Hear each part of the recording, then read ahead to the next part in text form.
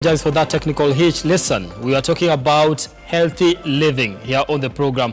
And as I said earlier, my name is Brian Amwai. You can get in touch with us on our socials at Amwai Brian on Twitter, at Lookuptv. Our topic of discussion today, we are looking at managing lifestyle diseases. Now, we want to find out exactly what they are, how they come about, and how do we go about managing them. My guest in studio is Jessica from Malkia Nutrition. Thank you so much once again for making time for this conversation here on Lookuptv. You're welcome, and thank you for inviting me. You've become a resident. You're becoming a friend of the show. Yeah, I am. You don't take that for granted. I'm glad All right. to hear. Now, lifestyle diseases. This is a topic of discussion that I know you're very passionate about. I've seen you post about it. Yeah. Let's get to try and understand first what it is. What is lifestyle diseases? So lifestyle diseases are those conditions or diseases that result basically as a result of your lifestyle. Okay. But here's the catch, they're not communicable. You can't get it from me, I can't get it from you. Okay. So if I'm sick, it's kind of my disease, yeah? I can manage it the way I am able to, or I can prevent myself from getting to that level where I am sick. So they're also called non-communicable diseases. Okay. Okay, there's some which come as a result of lifestyle, but some like diabetes type 1 is a little bit more genetical. Okay. And there are also people who are more predisposed to get certain lifestyle diseases, like if your parents or your relatives have hypertension, you're more likely somehow to get hypertension as well, if you lead a certain kind of lifestyle. But normally they come because of your life choices. Yeah. So hypertension, you said probably it could be genetic to some extent. To some extent. That's because, remember when you're growing up, nature, what's around you, and nature, how you're brought up, affects your health outcome. So if your parents are obese and hypertensive, they're most likely to feed you the same kind of food. So those conditions, they predispose you to getting the disease later on in life. Okay. So if your parents are obese and hypertensive, probably if they haven't been managing it, they will feed their child in the same way. So you find in the long run, that child from 25 years old, they might get hypertension. Okay. Yeah. Now, when we talk about lifestyle diseases, most of the time we just say it is conditioned to food, probably what we eat. Is that the only thing? No, it's not the only thing. Yeah. There are various factors that contribute to lifestyle diseases. I've said one, of course, is food, but there's also how active you are, which relates to your energy requirements and how much energy your body consumes. So that's a second factor, which is key.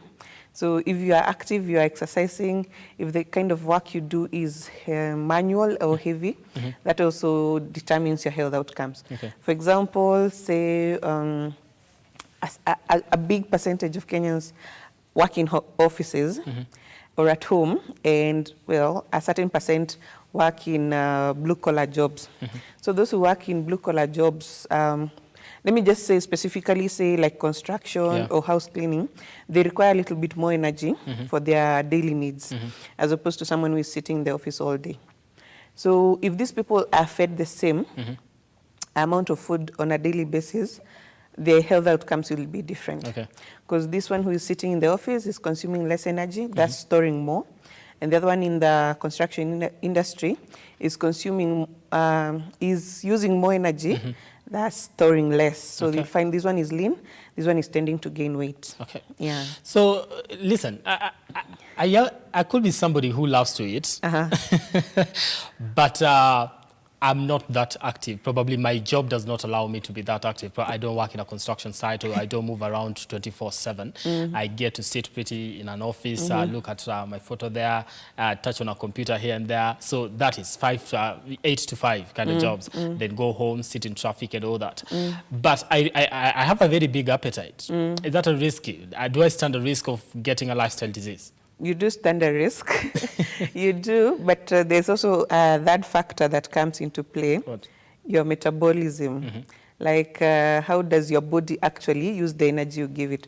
So you find some people, their body just burns the food they eat. Okay. So this person can be eating a lot of food, but they'll never become obese.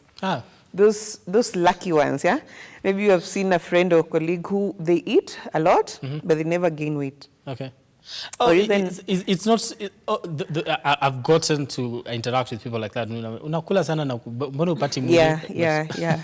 It's because of how their body uses the energy. There's some people who have really high metabolism rates. So all the food is like almost all of it is used up in the body. Okay. Whereas some of us have slow metabolism. So even if we snack here and there over the holidays, we find the weight coming. Like if it's the December holiday, January, February, you are gaining a little bit of weight. Okay. Yeah. Let me throw in something that I hear some people say, oh, somebody's dieting, and they say, Friday is my cheat day. Yeah. Or Friday is my cheat day, where they are allowed to have a little bit of junk here and there. And somebody could be having junk all week and they don't feel the effect of that. Yeah. So how does that then come about to play? Because somebody says, if I be eating junk and I'm dieting, but I decide to eat junk, then it's going to have an effect on my body. I'm going to add weight and things like that. When you're dieting and then on your cheat day you take junk, your body tends to store more of it. Because some of the diets people go on, especially those which they don't have very good advice upon, they tend to like starve your body. You're eating very little, especially very little proteins, very little carbs. So your body is like, hey, in a panic mode. What's happening? We're not receiving enough.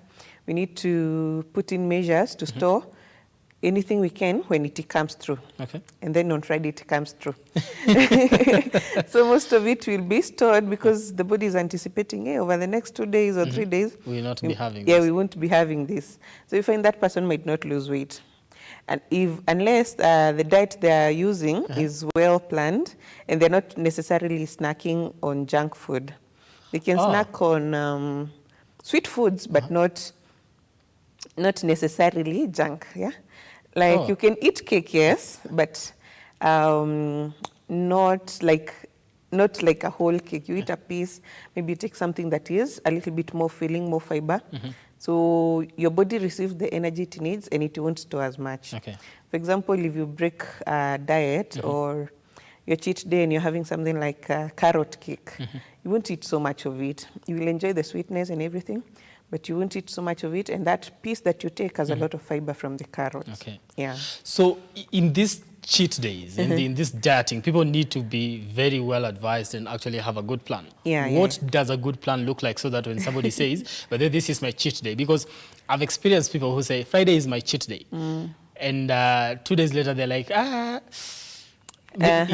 So where exactly are you dieting to some extent? So what should a good diet look like? And what should a cheat day look like? All right. So say you're going on a diet for a week. First of all, it shouldn't be drastic. At day one, you're not eating carbs at all. You should be progressive. So day one, maybe you're eating one meal that has a carbohydrate you have been consuming. And then day two, a little bit less, like that. So by day four, you have no carbs, yeah? And then on the day you're fasting, there are certain types of carbohydrates that you're consuming. For example, you can have a high fiber delicacy like carrot cake or banana cake or something. Or you can have something like uji because it's high energy but still less of it is stored. Or a piece of nduma with something or some fruit juice, specific fruits though, that will give you the energy but they won't store as much. They don't have a lot of fat in them or oils. So it needs to be planned out such that throughout that week, you are progressively decreasing the amount of carbohydrates and fats eaten. And then on your cheat day, you're not taking the unhealthy fats or carbohydrates. Okay. Yeah. Okay. Let's come to, that's as far as dieting is concerned. But let's look at now managing. Somebody has this particular lifestyle disease. They've been sitting around and having an appetite. And later on, they start dealing with the lifestyle disease. How do you start managing that? All right. So most there's like a prognosis, yeah? There's a way they develop. They start with overweight. Then you become obese. If it's not managed, you're likely to develop either diabetes or hypertension, different kinds of cancers or arthritis. Now this weight is usually at the center of it most times. Other factors, although, might be the environment, like the food having pesticides and all that. But at the center of it, most times, it's weight.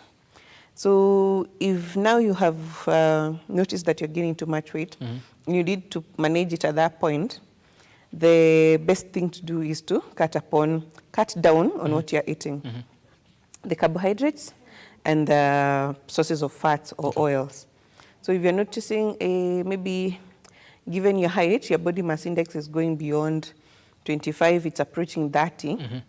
That's comparing your height to your weight. Maybe you are more than 100 kgs. You can tell when you are overweight. Yeah. So at that point, you should... Where do you differentiate being overweight and being healthy? Because somebody say, maybe I'm just healthy. You see,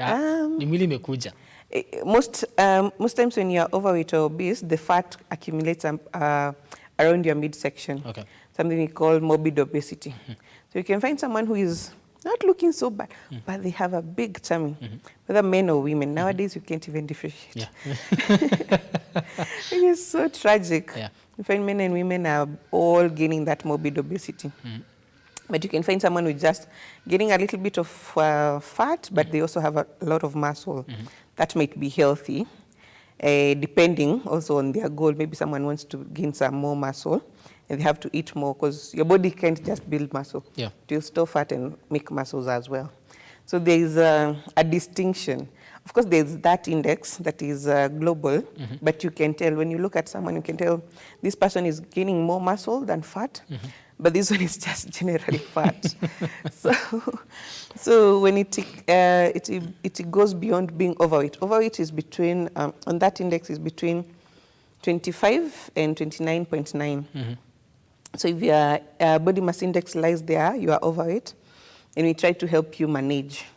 When you get to obese, it's a little bit harder to manage because now your body has stored a lot of fat. So removing it from all those stores takes a little bit more effort.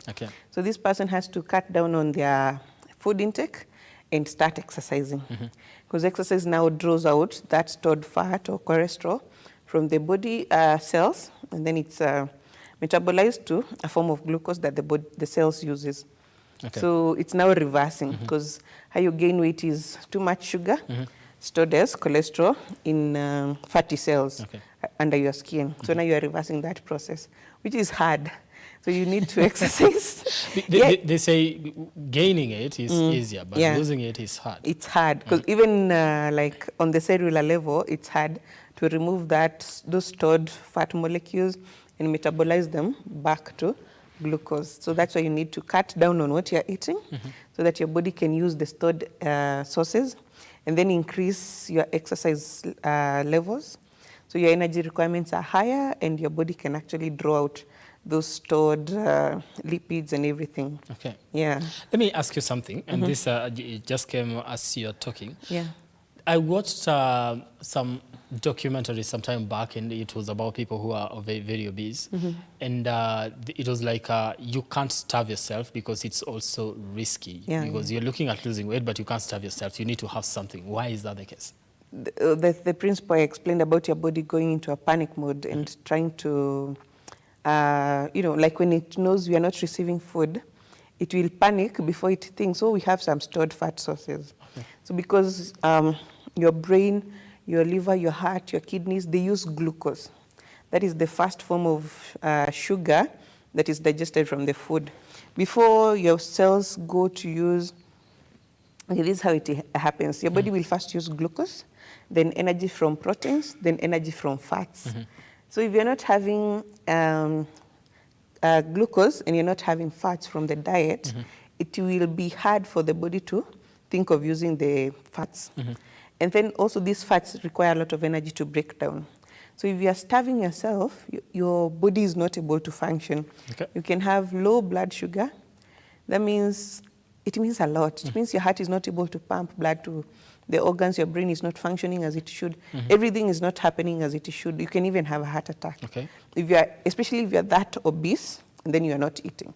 So you need to eat specific foods that will help your body gain maybe like a high protein diet. So this is the second source of energy in the body.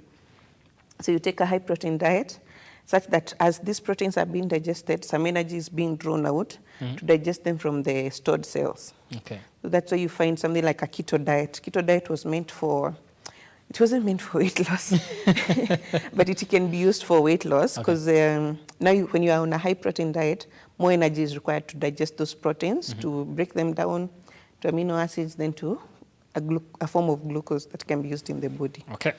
Now we've talked about managing, we've talked about reversing that when you're already there. Yeah. But now, how do I prevent? Now, personally, I'm sitting here and I'm like, I don't want to get to that point where I start saying, by the way, getting here was easy, but getting out is a little bit hard. Now, how do I prevent myself from getting to that particular point? I would say for us, like for this generation, because like at Malkia Nutrition, we focus on the working adults. These are people probably between 25 and 45. You're not sick. Your kids are okay.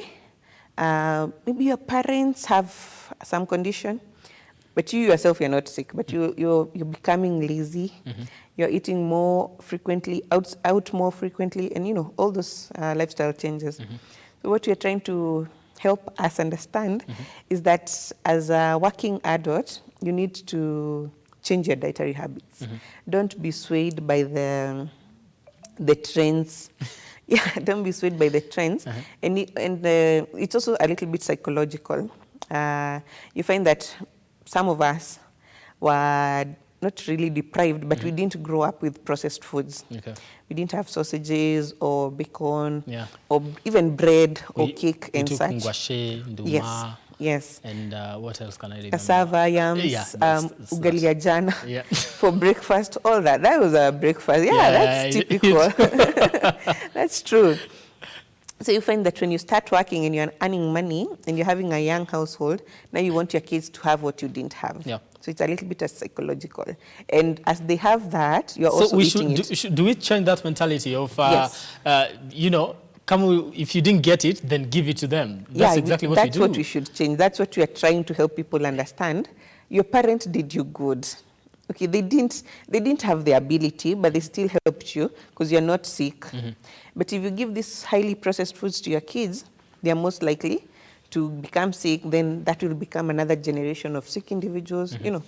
That cycle. So what you ought to do is strike a balance. Yes, offer them sausages and cake and biscuits and everything, but also moderate it such that, say you are eating home 6 meals, 6 days in a week, eating out 1 day. Then these meals that you're eating at home, minimize the processed food, minimize the sausages, minimize the breads, the cakes, the store-bought cakes and everything. Have a balance. Have sweet potato on Monday, maybe a sausage on Tuesday, Wednesday, ugali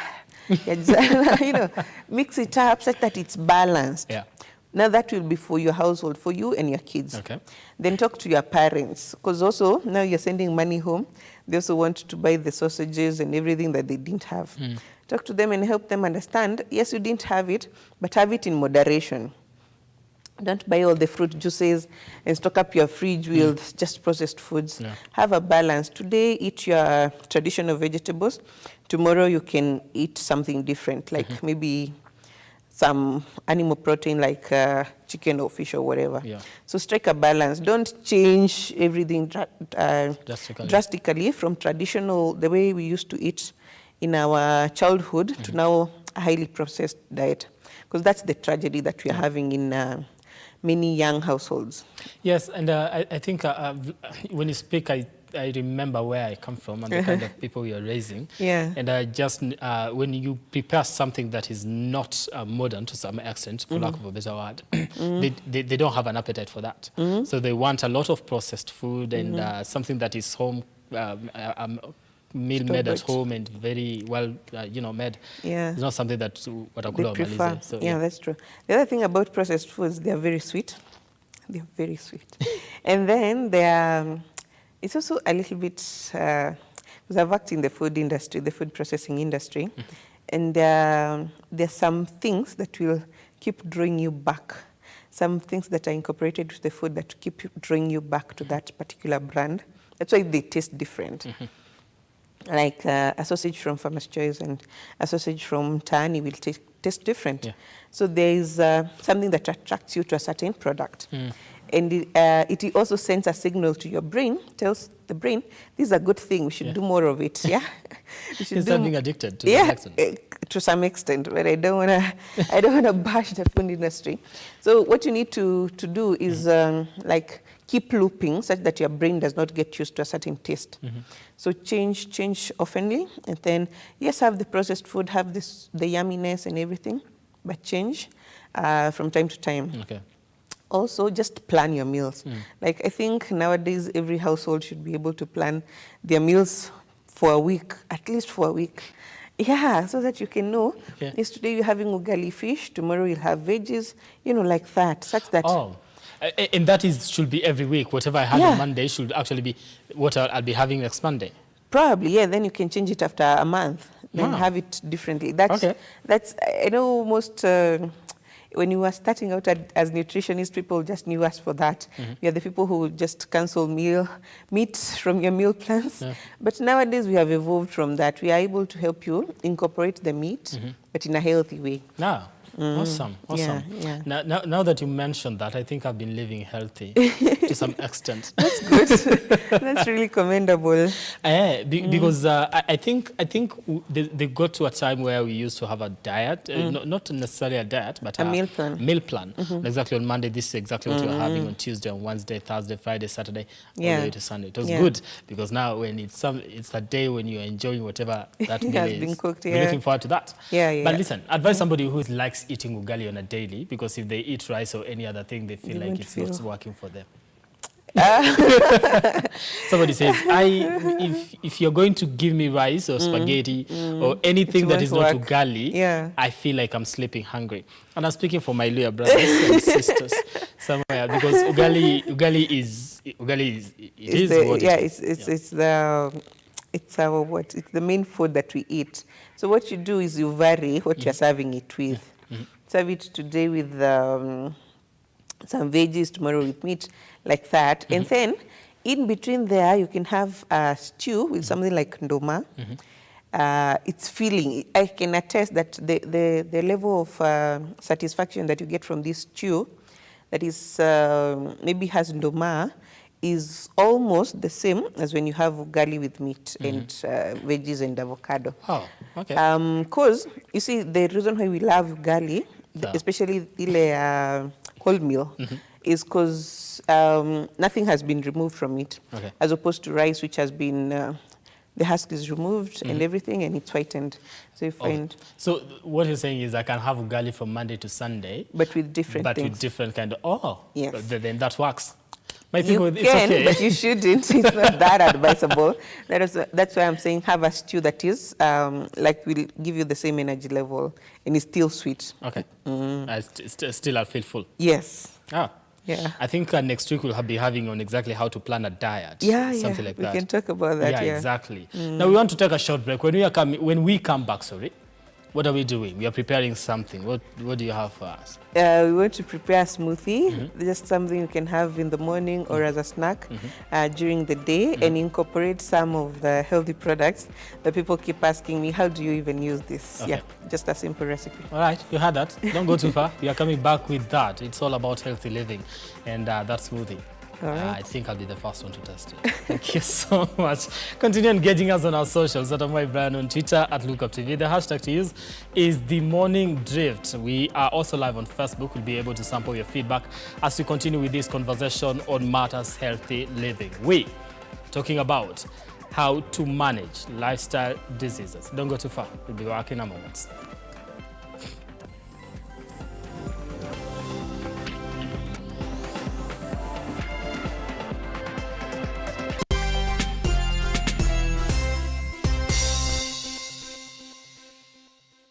Vera Beauty and Fashion College is focused on being the leading technical and vocational training institute in the region.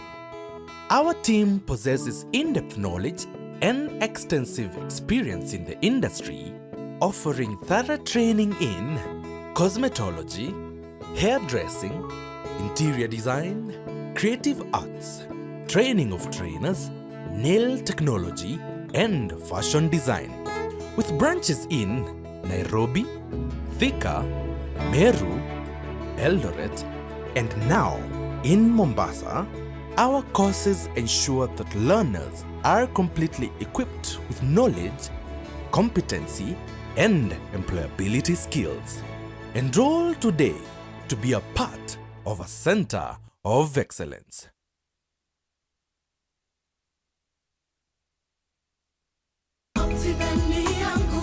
Get a chance to wake up as a tourist as you view Mount Kenya every day by buying a plot of land at Wema Gardens, Naru Moru. At only 400 meters off tarmac, this is the right place to build your dream home, cottages or holiday homes. You can also buy this property to give to your children as a special inheritance. Water and electricity are in the vicinity, while neighbors are already building their homes. These plots are specially ready for you with title deeds scheduled to be out in 6 months.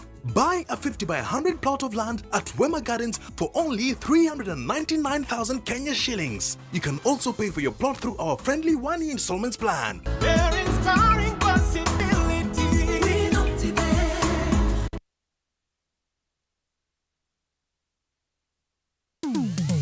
Hapa kazi tu inaendelea kuwasaka na kuwatambua wale ambao wanafanya kazi extraordinary na zile kazi za kujituma.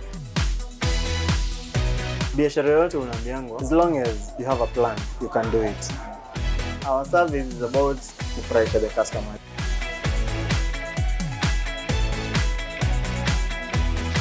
Mpenzi mtazamaji, hii ni hapa kazi tu.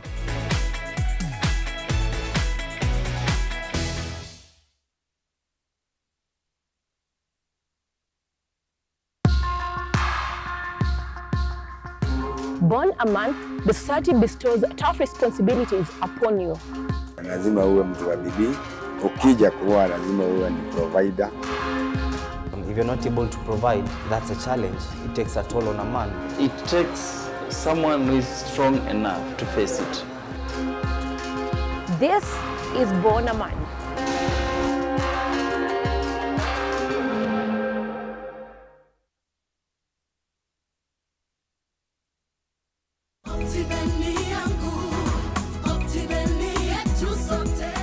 Hi there, my name is George Washuri. I am so happy to see you, and today I am here to enumerate, to explain how we package our land investment. We have 5 levels of our property, and we classify these levels as 1 star, 2 stars, 3 star, 4 star, and 5 star.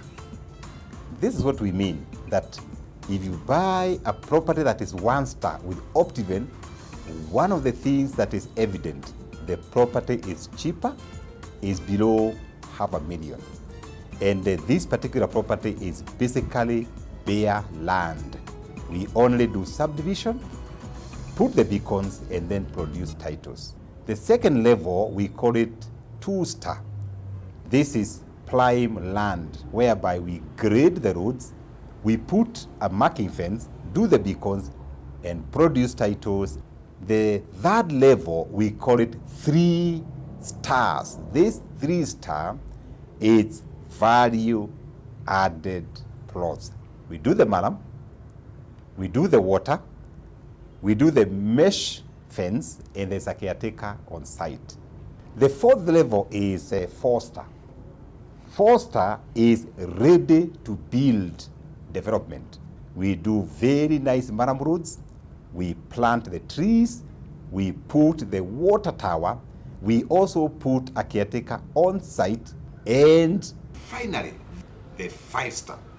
The 5 star is premier, it's the top level, and this one, we do cable roads, we do water management through underground culverts, we do underground power, we do fountain for water, we do beautiful and nice permanent gates, we do perimeter wall, and also do install the CCTV, and the whole property is manned by uniformed security. Some of these properties, these 5-star properties, we do a clubhouse and also construct swimming pool Thank you once more for trusting Optiven.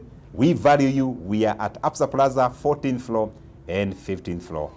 God bless you.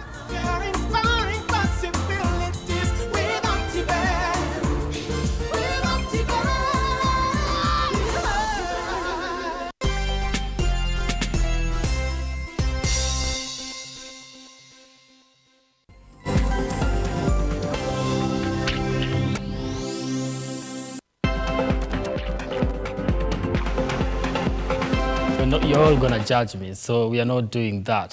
Thank you so much for staying with us here on the program. This is the Morning Drift. Like we promised, that Jessica here wants to make us a smoothie. She's going to explain to us exactly what the name we are going to give it, and also the ingredients that she's going to use as we continue to discuss about lifestyle diseases here on the program. Jessica, over to you. What do we have here on set so far? All right, so we're going to make a baobab smoothie. Okay. Let me just stand. So baobab is mabuyu. Baobab is mabuyu. Yes. Imagine, I just found out when we were on a break, I was wondering what that is, and I was telling her, mabuyu, just call it mabuyu. It's yeah, just mabuyu. Mabuyu, the tree from which it's harvested is called baobab in English. Yeah, and so these are the seeds that they remove the powder from, and then the powder is actually white. What we consume on the streets is dyed. And then you'll have some bananas, some milk, and some warm water. Okay. Because it's a chilly morning. All right. Oh, that's why we're using warm water. Yeah, Fine, otherwise fine. we can use, if it's a hot afternoon, we can use ice cubes. Okay. So basically what we'll do is put some few bananas in the blender, chop them up a little bit. Of course, if your fruits are like this recipe, you can even use overripe bananas, or just fresh bananas from the market. This can serve how many people? Like 5, I think. 5. Because for 2 people, you just use like 2 bananas. So everyone on set can get to taste the smoothie. 5.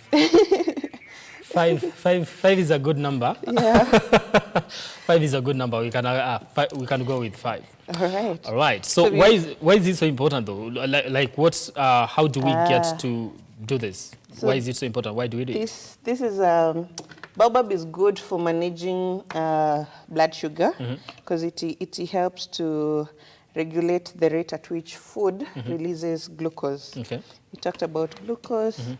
And so when you use baobab in your daily, like on a daily basis, and maybe you're diabetic, so you find you get a better control of your blood sugar levels. Okay. Also, baobab is good for weight loss because it can be used for weight loss. Yeah, it helps to increase the rate of metabolism. So let me ask, the normal mabuyu that we normally have, does it do the same function having been processed to some extent? Now that's the issue with a little bit of processing because they sweeten it, of course, and then put some dye. So, but I think with the fact that when you eat mabuyu bought from the street, you feel a little bit full, right? Yeah. If you're really hungry, you'll feel a little bit full. Yeah. And so I think it still has the same. Should I hold that for you? Yeah. It has the filling effect, which is good for weight loss and all that. But when it's processed, when you add sugar to it, the coating on the mabuyu that you buy on the street, that changes the product. So this is pure. Oh, it's pure mabuyu. Yeah. It hasn't been processed or anything. It's just the fruit that is dried, and then we get the powder. It has a nice, sweet smelling taste. Okay. Smell first, and the taste also. It's really good. Let me ask, when we are measuring this, how much do we put it? I put a tablespoon. Okay. Tablespoon. 5 bananas and like half a liter of milk and like a glass of water. Okay. So yeah, it's ready. It's like 5 minutes. 5 minutes. To prepare it. Okay. And now, let's see. Here. I don't know if this one is working. It's working. Okay, I think we are having a problem here.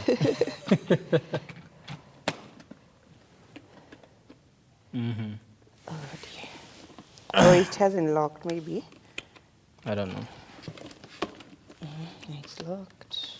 Not yet. Oh, man.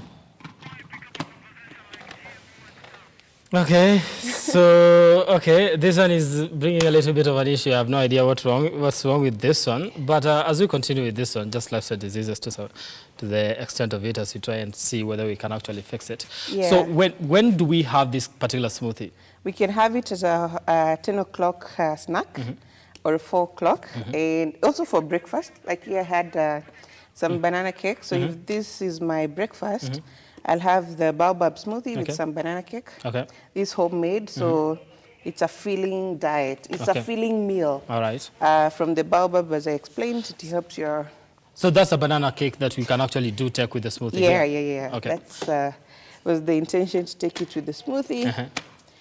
So 10 o'clock, not a morning breakfast kind of thing? It depends. Some people really wake up late, depending. Depending. So you find if the people you're in your household wake up late, this can be breakfast. If you wake up earlier, you can just have maybe a glass of water in the morning and then prepare this for breakfast. Oh, a glass of water, then I prepare this for breakfast. Yeah. So a smoothie can be taken for breakfast, Yes, that is. yes, it can be with a banana cake. Why banana cake though? I can take it with anything else. With any kind of cake. This is just what I had made this morning. It's home made. So the good thing with it being home baked is you reduce the amount of sugar you use. You can also substitute the sugar. You can use stevia. Stevia, expound on that. Oh, stevia. Stevia is a sweetener, a natural sweetener.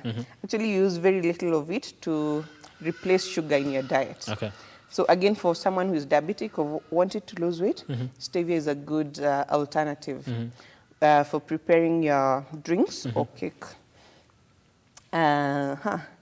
Also, the amount of fat you use also to bake the cake, you can reduce it, and it's still a very yummy cake. All right. And that all looks like all matters healthy living to some extent. Yeah. And also now the banana makes it dark, like dark, and also has a very sweet smelling taste, sweet smell. Because of the banana, and I put a little bit of cinnamon into it. Cinnamon. Yeah. There's so much going on into that, though. There's a lot going on, that's for sure. Why are we doing that? It's all about healthy. And somebody will say... Cinnamon also helps to increase the rate of metabolism in your body. Somebody will argue being healthy is a little bit expensive because now when you it's not. You start looking at it, at everything that you're actually putting into that. We can actually just calculate here, because this, say you're in a household, can go for 21 days to a month, and this is 250 shillings. That is 250. We used 5 bananas at 50 shillings. Okay. A packet of milk is at 70, and we used half of it, so that's 30 shillings. Okay. What else did we put? Water. Yeah, water. Relatively free. Power. So this, and it will serve your whole household, is, it's hard to account for the cost of the baobab, but it's less than 100 shillings. So it's 50, 30. And 50, 30, that is 250, but it's going to last for 21 days to a maximum. That's so what it's almost 100 shillings for your household. No, it's not expensive. It's just not. That it's not expensive. It's not expensive to be healthy. Yeah. You can actually do it. When you plan it and you get your you source your ingredients at the right places, the organic food markets, you get it's not that expensive. Okay. Yeah. All right. Now that the power did fail us here to some extent, and I think you're running out of time, we'll just do this, behind the scenes and see. I'm sorry you couldn't get to see that, though. And to enjoy the sampling of it. and to enjoy it. But we are going to do this and try to see whether we can actually have this smoothie behind the scenes. Right. Now you got that. We have baobab, and you did use milk and bananas, and yes, we were going to have it with banana cake here on set, and also water. Jessica has explained that to us. What name do we give this smoothie? We can call it a baobab smoothie. We call it a baobab smoothie. Yes. Awesome. With, So there. A very sweet smoothie. A sweet smoothie. Yeah. Are there others that are very different? Yeah, if you use something like lime or celery. Oh. This is very... So we can actually get to use different kind of things. Yeah, you can use different things to make your smoothie, but this one is a sweet smoothie. Because again, the bananas are pretty sweet. Okay, It awesome. depends on the fruit and the ingredients that you're using. Also, if you used something like stinging nettle, that would have been a little bit bitter. Okay. Yeah. So, Chris, I think we are done here in terms of looking at what is being processed, or rather, what we are supposed to be having here on set in terms of smoothie. And next week, we'll be looking at how to, prepare a good diet, right? Yeah. Thank you so much. It is very important because most of the time people don't know how to do that. Yeah. We end up eating ugali on a daily, the same thing. Thank you so much for your time. This has been The Morning Drift. See you next week. Tomorrow, that is Friday. And also next week on the same segment as we continue doing things that have to do with health and having conversations that matter. We're talking about lifestyle diseases. I hope you got a thing or two. Continue this conversation in our subsequent programmings. Bye. Bye.